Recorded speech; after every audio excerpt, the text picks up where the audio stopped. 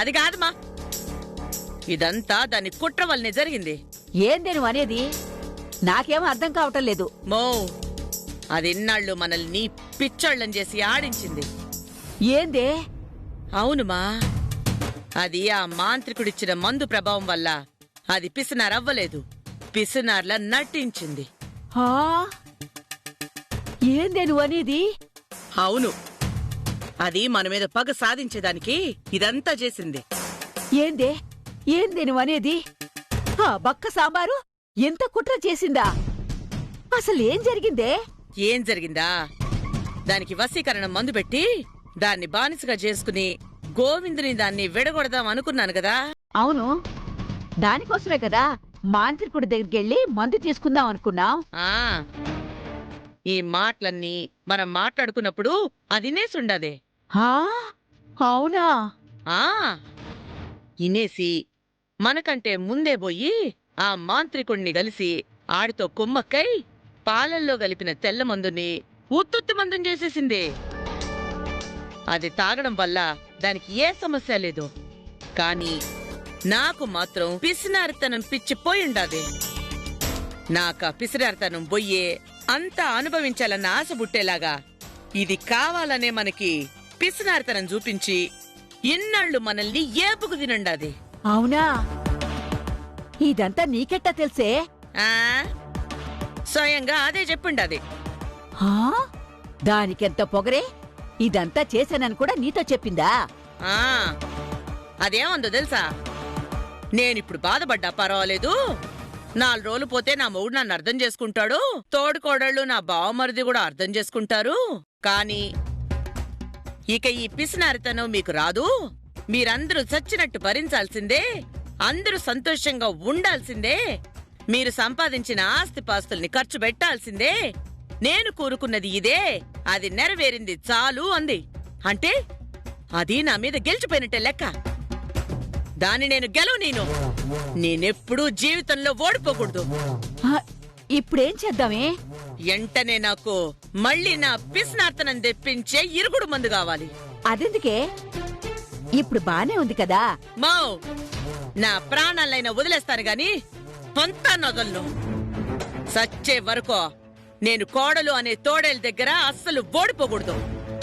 నేను సంపాదించిందంతా ఇట్ట ఖర్చు పెట్టేస్తా, దాని ముందు ఓడిపోతా, ఇట్ట డబ్బులన్నీ కరిగిపోతా, లోపల కుమిలిపోతా, ఖర్చు పెట్టకుండా ఉండలేక బతకలేను. నాకు మనశ్శాంతి ఉండాలన్నా, దాన్ని దెబ్బ తీయాలన్నా నేను మళ్ళీ పాత కనకంగా మారాలి. నాకు మళ్ళీ పాత పిసినార్తనం రావాలి. అప్పుడు గాని నేను దాన్ని పూర్తిగా దెబ్బతీయలేను. నాకెట్టగైనా ఇరుగుడు మందు తెచ్చి. ఆ విరుగుడు మందిచ్చే మాంత్రిక దరిద్రుడు 1,00,000 రూపాయలు పట్టుకుని చచ్చాడు కదే. ఇప్పుడు ఆ విరుగుడు మంది ఎక్కడి నుంచి తెచ్చేది? ఆ మాంత్రికుడు సచ్చినోడు ఈ సాంబార్తో కలిసి మనల్ని దొంగ దెబ్బతీసిండాడే. ఆ నిజంగా జావలేదట. మనకి మంది ఇయకుండా ఎగ్గొట్టేదానికే నాటకం ఆడిండాడు. అవునా? ఆ దొంగ నా కొడుకుని జుట్టు పట్టుకుని పీకి 1,00,000 రూపాయలు మందు తీసుకొస్తాను. తీసుకొచ్చినావులే. ఇప్పుడు పోయి మళ్ళీ వాడి దగ్గర డబ్బులు అడిగేదానికి లేదు. ఆ డబ్బులు ఇదే తీసుకుని నా పిసినార్తనం పోగొట్టిన దానికి బహుమానంగా 50,000 ఆడికి ఇచ్చిండది. 50,000 ఇచ్చిందా వాడికి? అయితే సరే, 1,00,000 రూపాయలు ఖర్చైనా సరే వాడికి మళ్ళీ 1,00,000 రూపాయలు ఇచ్చి విరుగుడు మందు తీసుకొస్తాను. మో, ఆ 1,00,000 రూపాయలు ఇచ్చి విరుగుడు మందు అడిగితే ఆ దరిద్రుడు ఈ సాంబార్కి మంచి చేయాలని ఆడు నాకింకేదో మందిస్తాడు. ఆ తర్వాత నాకింకేదో అయిపోయిద్ది. వద్దొద్దు, నా కొడుకు సంగతి వదిలేసి వేరే ఎక్కడైనా మందు పట్రా. వేరే ఎక్కడ తీసుకురాను? ఏ, ఈ వశీకరణ మందులు తయారు చేసేదే ఆ దరిద్రుడు ఒక్కడేనా? ఇంకా చాలా మంది ఉంటారు ఇట్టంటేదో పనులు చేసేవాళ్ళు. మనకు కావాల్సింది ఇరుగుడు మందు. మా అమ్మకిట్ట మందు పెట్టేసిండారు. ఆ మందు ఇరుగుడయ్యేదానికి మంచి మంది ఎండని ఎవరినైనా పట్టి తీసుకురా. నాకెట్టి పరిస్థితుల్లోనూ ఆ మందు కావాలి. కరెక్టేనే. వాడేందే, వాడి జేజమ్మ లాంటి మాంత్రికులు ఈ వశీకరణ మందు తయారు చేసేవాళ్ళు నాకు తెలుసు. వెతుకుతా, ఎవడెవడు ఎక్కడున్నాడో పట్టుకుని 24 గంటల్లోపు నీకు మందు తీసుకొచ్చి ఇస్తా. 24 గంటల్లోపు కాదు, నాకు రాత్రి లోపే కావాలి. సరేనే, నేనా పనిలో ఉంటాను, నువ్వు నిశ్చింతగా ఉండు. నువ్వు ఓడిపోవడం నేను చూడలేను. ఆ సాంబారు మీద నువ్వు నెగ్గి తీరాలా. మనం చచ్చేంత వరకు పావలా శ్యామలా కనకరత్నం అదే దర్జాతోటి బతకాల. నిన్నగాక మొన్నొచ్చిన ఈ బచ్చా కోడళ్ల చేతుల్లో అస్సలు ఓడిపోవడానికి వీల్లేదు. ఆ నా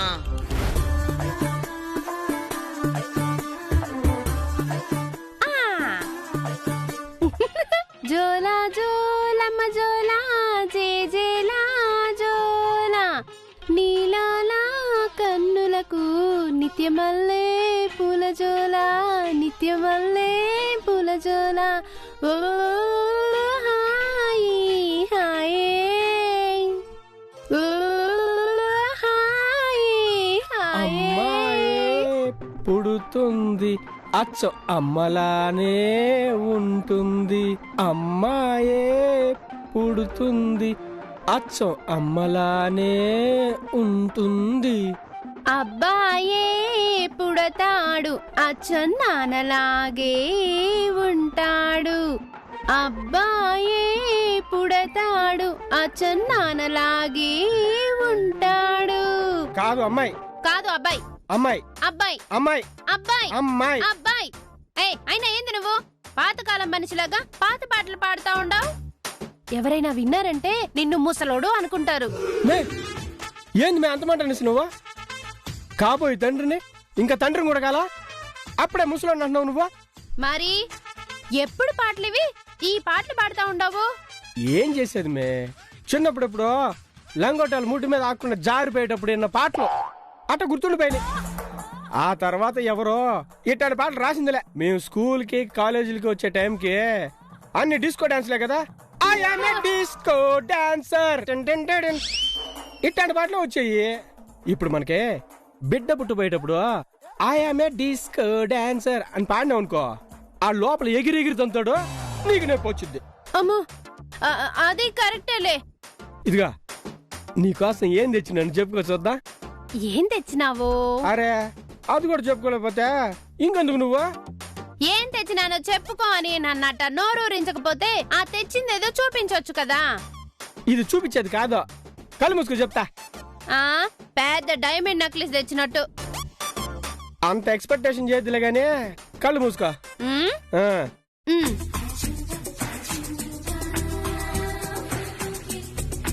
ఉమ్, ఎంతసేపు? ఆగమే అయిపోయింది.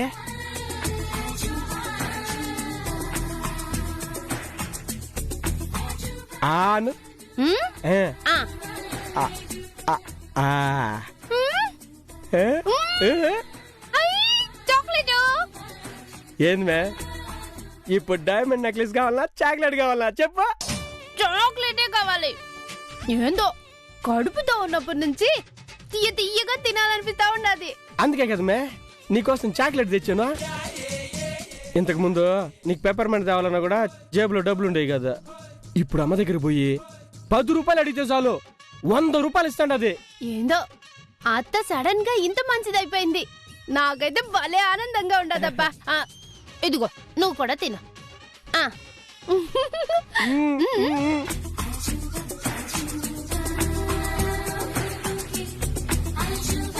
Puri love you. అబ్బా ఎన్నాళ్ళకి చెప్పాడు అయ్యా లవ్ యూ అని. నువ్విప్పుడు కూడా చెప్పలేదు కదా. ఆ love you love you. Puri love you so much. ఇది టూ మచ్. ఏందే నేను లవ్ చేసే టూ మచ్చా? ఆ మరి కూర్చుని ఎంతసేపు లవ్ యూ అని చెప్పుకుంటా ఉంటే చాలా హ్యాపీగా ఉండదే. జీవితాంతం కబుర్లు చెప్పుకుంటే హాయిగా ఉండిపోవచ్చా. నీకు హాయిగా ఉంటుందేమో, నాకు బోర్ కొడుతుంది. ఏందే నా కబుర్లు నీకు బోర్ కొడతాయా? మరి అరిగిపోయిన గ్రామ్ ఫోన్ రికార్డ్ లాగా లవ్ యూ అంటూ చెప్పుకుంటూ కూర్చుంటావా? పెళ్ళైన దగ్గర నుంచి అసలు నన్ను ఎప్పుడైనా బయటికి తీసుకెళ్ళావా నువ్వు? ఇన్నాళ్ళు నరకంగా ఉన్న ఏంటిని స్వర్గం అనుకుని ఎగిరిపడ్డాం. ఇప్పుడు అత్తకు కూడా పిసినారితనం పోయి బాగా మంచిగా ఉంటుంది. కనీసం ఎప్పుడైనా నన్ను సరదాగా బయటికి తీసుకుపోవచ్చు కదా. కరెక్టేనే, సినిమాకి పోదామా? హా, సరే అయితే పోదాం పా. హా. ఇదిగో లక్కమాం పక్కని తిరుపతి బావని కూడా పిలు. మేయ్ కావాలంటే వాళ్ళు సెపరేట్గా వెళ్తారు, మనం సెపరేట్గా పోదాం. నువ్వేంది మా చెల్లి గీతలాగా ఇంత స్వార్థంగా తయారైనావు? సినిమా చూసేదానికి సరదాగా పోతున్నాము, వెళ్ళి అక్కని బావని కూడా పిలు. సర్లే అట్నే. రే పెద్దడా పెద్దడా వదిను. ఏందిరా అట్టరుస్తున్నావేంది చెవి కోసం మేకలాగా? అట్టుండదా, దూరంగా ఉన్నావునే గట్టిగా పిలిచిన సరిగానే. ఇంట్లో బోర్ కొడుతుంది, సినిమాకి పోదామా? ఆ, సినిమానా? సినిమాకు పోయి థియేటర్లో విజిలేసి ఎన్ని రోజులైనాదో.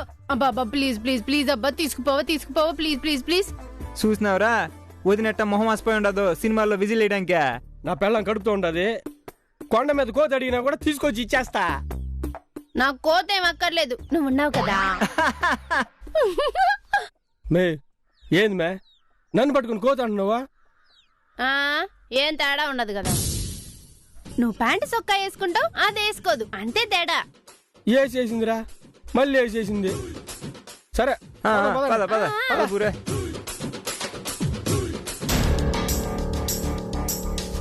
రేయ్ ఏందిడే వీడికి పెళ్లి చేసుకునే మళ్ళా సంతోషం లేకుండా పోయింది. రే గోవిందా, మేము నలుగురం సినిమాకి పోతున్నామా? నువ్వు కూడా వద్దిగా. సినిమాక? అవునరా, నేను మీ వదిన బాలాజీ గాడు పూరి నలుగురం పోతుండాం. నువ్వు కూడా రాకూడదు? మీరు జంటలుగా పోతా ఉంటారు కదా, పోయిరండి. రేయ్ నువ్వు అక్కడ కూర్చొని ఏం చేస్తావో? సరే నీ పెళ్ళాన్ని కూడా పిలువు, పోదాం. ఏంది ఆ మహాతల్లితో సినిమాకా? జాలీగా సినిమాకి పోతా, మధ్యలో ఆ సాంబార్ ఎందుకు నాకు? సరే సరే పోతే పోయిందిలే, పిలువు. ఏంది పోతే పోయింది? తాళి కట్టిన పెళ్ళామే కదా, సర్దుకుపోదామని ఎంతో ప్రయత్నించిన. అది చేసిన పనికి, దాని స్వార్థానికే నాకు అసలు మనసు మొక్కలైపోయినదిరా. డబ్బు మనిషి. ఇప్పుడు మనం సినిమాకి పోదామంటే ఎందుకు సినిమా టికెట్లు దండగా? నేను ఒక్కదాన్నే పోయేస్తాను, వచ్చినాక కథ చెప్తాను, మీరందరూ కూర్చొని ఏనండి అంటది. అట్టాంటిది అది. దాన్ని తీసుకొని సినిమాకి పోవాలంట. సరే పదండి. నేను ఒక్క నీడ కూర్చోవాలంటే నాకు సిరాగ్గానే ఉంటుంది. అందరం కలిసి జాలీగా అలా పోయేసొద్దాం. ఇంటికి వస్తే ఎట్టాగో మనకి టార్చర్ తప్పదు కదా. సర్లేపా పదమే. సినిమాకి కూడా ఎంత మొహమాటం ఏంద్రా నీకు? రా రా రా.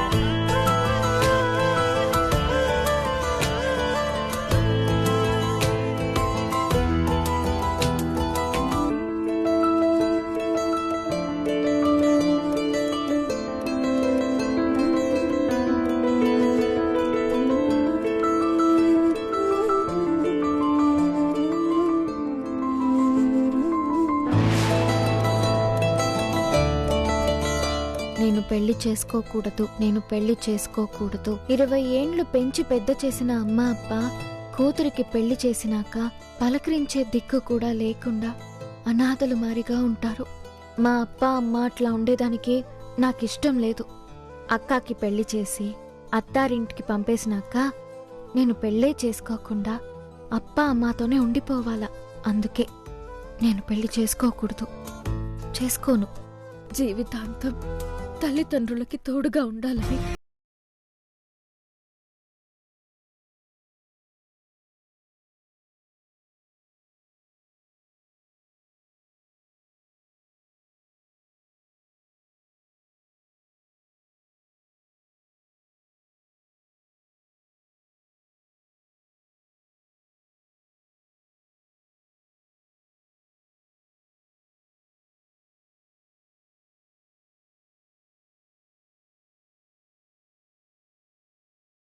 లేదు అంటే నా నీడ నాతో ఉన్నా లేకపోయినా నన్ను నీడలాగా వెంటాడి జీవితాంతో నాకు తోడుగా ఉంటానన్న మనిషి ఈరోజు నాకు ఏ తోడు లేకుండా ఇలా వదిలేసి వెళ్ళిపోయాడే.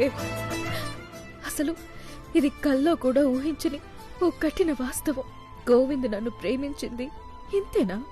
నన్ను అర్థం చేసుకుంది ఇంతేనా? నేను ఈ ఇంటికి కోడలుగా వచ్చినప్పుడు ఈ ఇంటిని సరిదిద్దాలి, అత్తగారిని మార్చాలి, ఈ ఇల్లు సంతోషంగా ఉండేటట్టు చూసుకోవాలి, అది నా బాధ్యత అని చెప్పాడు. ఆ బాధ్యతని నేనెప్పుడూ మర్చిపోలేదు. ఆ బాధ్యత కోసమే నేను తల్లిని కావడం కూడా వాయిదా వేసి ముందు ఈ కుటుంబాన్ని సరిచెయ్యాలనుకున్నాను. అత్తగారి మనసు మార్చడానికి ఆవిడ పిసినారితనం, ఆవిడ చాదస్తం పోగొట్టాలనే నేను పిసినారిగా మారినట్టు, ఆ పిసినారితనం వల్ల ఎంతెంత ఇబ్బంది వస్తుందో ఆవిడకి అర్థమయ్యేటట్టు చేయడానికే ఇంట్లో ప్రతి ఒక్కరిని కష్టపెట్టాల్సొచ్చింది. వాళ్ళని కష్టపెట్టిన ప్రతి నిమిషం నేనెంత కష్టపడ్డానో, ఎంత కుమిలిపోయానో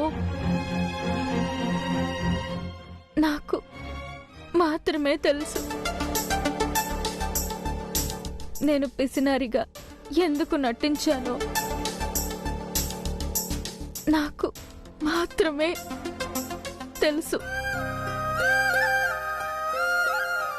నేను పిసినారిగా నాటకం ఆడబోతున్నానని గోవిందుతో చెప్పినా, మిగతా వాళ్లతో చెప్పినా ఫలితం ఇలా ఉండేది కాదు. ఇప్పటికే అత్తగారి పిసినారితనం పోయుండొచ్చు, కానీ ఆవిడ ఆలోచించే విధానం మారలేదు. ఆవిడ్ని పూర్తిగా మార్చేలోపే ఇలా ఒంటరిదాన్ని చేసేశారు. కనీసం ఎవరు నన్ను అర్థం చేసుకోలేదు. నా తోడబుట్టిన పూరి గాని, సొంత అక్కలాగా చూసుకున్న లక్కమాంబ అక్క గాని, బావగారు కాని, బాలాజీ కాని, చివరికి నా మనసులో ఏదున్నా ఇట్టే కనిపెట్టేస్తాడు అని నేను ఇన్నాళ్ళు భ్రమపడ్డా. కానీ నా బాధ గోవింద్కి కూడా అర్థం కాలేదు. అర్థమవుతుంది అన్న నమ్మకం కూడా సన్నగిల్లిపోతుంది. నాకెవ్వరూ లేరు, నాకు నేను తప్ప.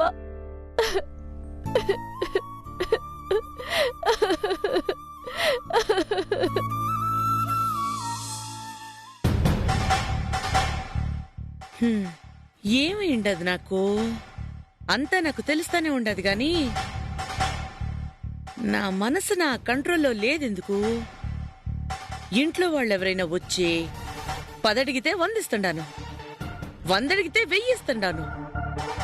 వాళ్ళు ఏం అడిగినా కాదనకుండా సరే అంటుండాను.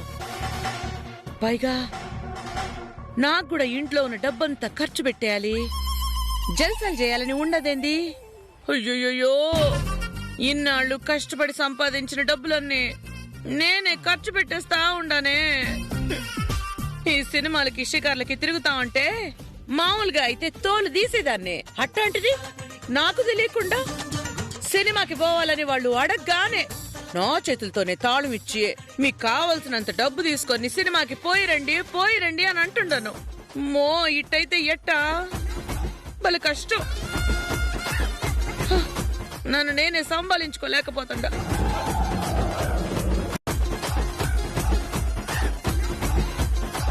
అయ్యో, మా అమ్మ పొద్దుననగా పోయింది మందు తెస్తానని. ఎవడైనా దొరికింటాడో లేదో. ఇప్పుడు గనక నాకు ఇరుగుడు మందు దొరకపోతే నా ఆస్తి మొత్తం అయిపోయిద్ది. తర్వాత మొత్తం బోడుగుండే. అబ్బా, యాడికి పోయిందో ఈమె. వీళ్ళేమో సినిమాకి పోయి ఏడాడి తిరుగుతా ఉండారో, ఎంతెంత ఖర్చు పెడుతుండారో ఏందో. చేసుకొని ముందైతే నాకు మందు కావాలి. అయ్యో మా, యాడుండవే?